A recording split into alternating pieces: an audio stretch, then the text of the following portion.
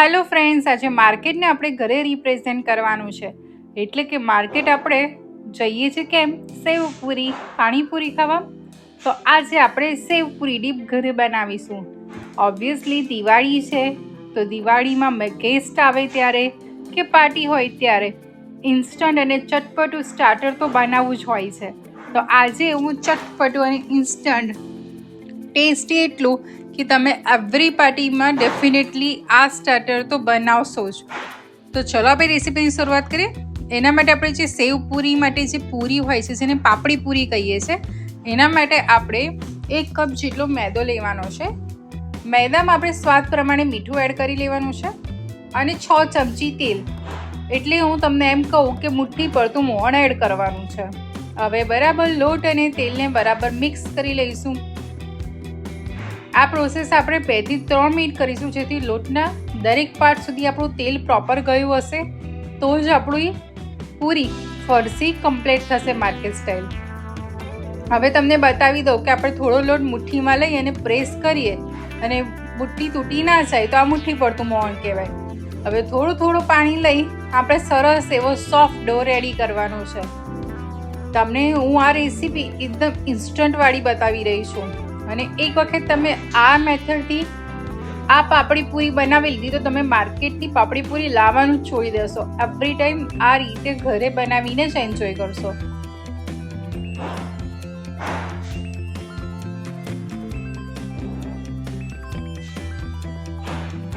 Friends, તમે જોઈ શકો છો કે હું થોડું થોડું પાણી લઈ અને ડો પ્રિપેર કરી રહી છું. આ પાપડી પૂરી બનાવીએ ત્યારે બહુ હાર્ડ ડો હશે તો તમને વણવામાં થોડી તકલીફ પડશે, અને બહુ સોફ્ટ ડો હશે કે ઢીલો હશે તો આપણી પાપડી પૂરી ક્રિસ્પી ફરસી નહીં બને. એટલે આ રીતનો સરસ એવો મીડિયમ સોફ્ટ ડો રેડી કરવાનો છે. તમને હું બતાવી દઉં. હવે જેટલો બી લોટ બાંધ્યો હોય એના મોટા લુવા કરી અને આડની પર એને થોડું સેટલ કરી અને લઈ લઈશું. હવે ફ્રેન્ડ્સ, આપણે એની મુઠ્ઠી મીડિયમ થીક પૂરી વણીને રેડી કરી લેવાની છે. આ પ્રોસેસ આ રીતે બી થઈ શકે છે, યા પછી આપણે જેમ પૂરી બનાવીએ છીએ રસ પૂરી સાથે નાના નાના ગુલ્લા કરીને પૂરી વણીને એ પ્રોસેસથી બી કરી શકો છો. પણ ડેફિનેટલી આ પ્રોસેસ મસ્ટ ઇઝી છે. તો તમે આ પ્રોસેસથી કરશો તો તમારી ઢગલાબંધ પાપડી પૂરી મિનિટોમાં તૈયાર થઈ જશે. ફ્રેન્ડ્સ, તમે જોઈ શકો છો કે મેં મીડિયમથી મોટી રોટલી વણીને રેડી કરી લીધી છે. હવે આ રીતનું મારી પાસે ઢાંકણું છે, એનાથી હું એને શેપ આપી રહી છું. તમે એની જગ્યાએ કૂકી કટરથી બી શેપ આપી શકો છો. આ રીતે બધો શેપ અપાઈ જાય એટલે જે એક્સ્ટ્રા પાર્ટ છે રોટલીનો એ રિમૂવ કરી અને પૂરીને સાઈડ કરી લઈશું. હવે તમે જોઈ શકો છો કે સરસ એવી પૂરી થઈ ગઈ છે. તો એમાં આપણે ફોકથી કાણા પાડી લઈશું પરફેક્ટ માર્કેટ સ્ટાઇલ. તમને જો ફોકથી કાણા ના પાડવા હોય તો તમે ચપ્પાથી કટ બી મૂકી શકો છો. આ પ્રોસેસ એટલે કરવાની કે અંદર સુધી આપણી પૂરી કમ્પ્લીટ ફરસી બને અને ફૂલી ના જાય, બહારથી ક્રિસ્પી રહે. એટલે આ પ્રોસેસ જરૂરથી કરવાની. આ પ્રોસેસ મેં બધી પૂરીમાં એપ્લાય કરી દીધેલી છે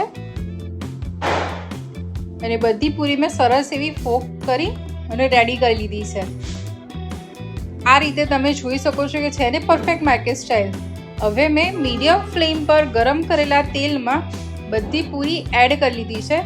જેટલું મોટું વાસણ હશે, જેટલું તમે તેલ ફિલ કર્યું હશે વાસણમાં, એટલી પૂરી જેટલી સમાય એટલી એડ કરવાની છે. જો તમે 4 કે 5 પૂરી એડ કરશો તો તમારે પરફેક્ટ ટેક્સચર નહીં મળે. એટલે જેટલી આમાં પૂરી સમાય એટલી પૂરી એડ કરી દેવાની છે.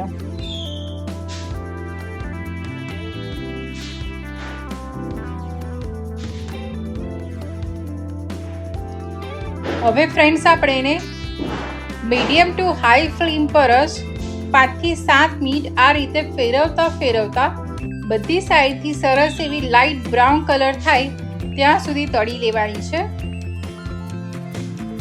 જો તમે ફર્સ્ટ ફ્લેમ પર તળશો તો પૂરી બહારથી કલર ચેન્જ થઈ જશે પણ અંદરથી કમ્પ્લીટ ફરસી નહીં થાય, એ થોડી સોફ્ટ રહેશે. એટલે આ રીતે મીડિયમ ફ્લેમ પર કરશો તો પરફેક્ટ માર્કેટ સ્ટાઇલ જેવી પૂરી રેડી થઈ જશે.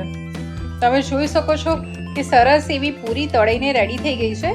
તેનું તેલ ડ્રોપ આઉટ થઈ જાય એટલે આ રીતે એને વાસણમાં સાઈડ કરી લઈશું.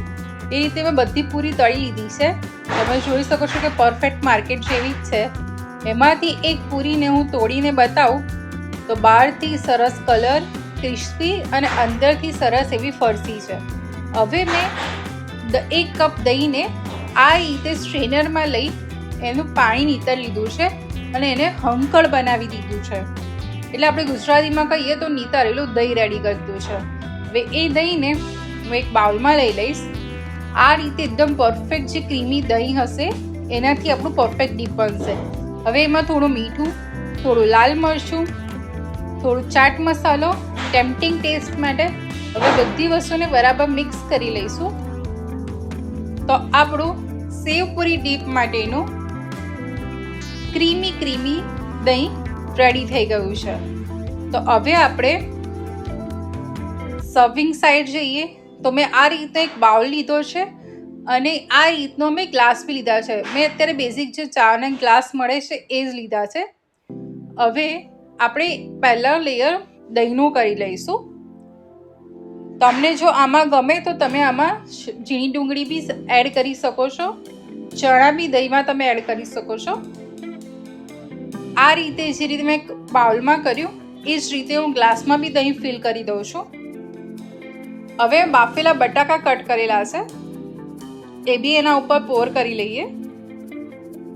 જે પ્રોસેસ મેં બાઉલમાં કરી એ જ સેમ પ્રોસેસ હું કપમાં બી કરું છું. હવે બટાકા સરસ રીતે ગોઠવાઈ જાય એટલે આપણે એના ઉપર થોડા લીલા મરચાં સમારેલા એડ કરશું. તમે સ્કીપ બી કરી શકો છો, પણ વચ્ચે થોડો ઘણો તીખો ટેસ્ટ આવે તો સરસ લાગે છે. એટલે આ રીતે મેં ઝીણા સમારેલા મરચાં એડ કર્યા છે.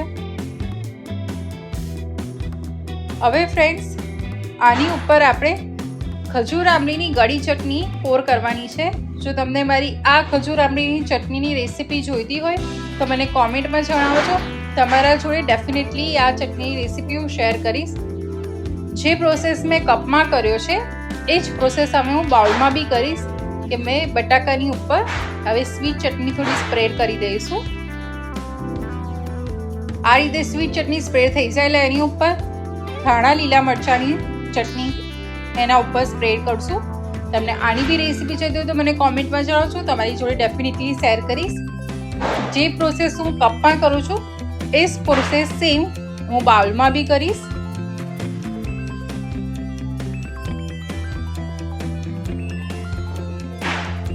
હવે ધાણાની ચટણી સરસ સ્પ્રેડ થઈ જાય એટલે એની ઉપર ઝીણી સેવ સ્પ્રેડ કરી લેવાની છે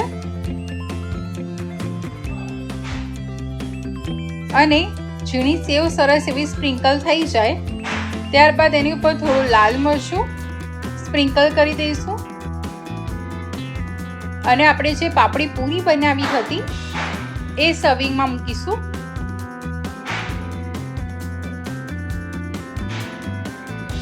તમે જોઈ શકો છો કે આમાં મેં સહેજ બી લસણ ડુંગળીનો યુઝ નથી કર્યો, તો કોઈ બી આ ડીપ એન્જોય કરી શકે છે.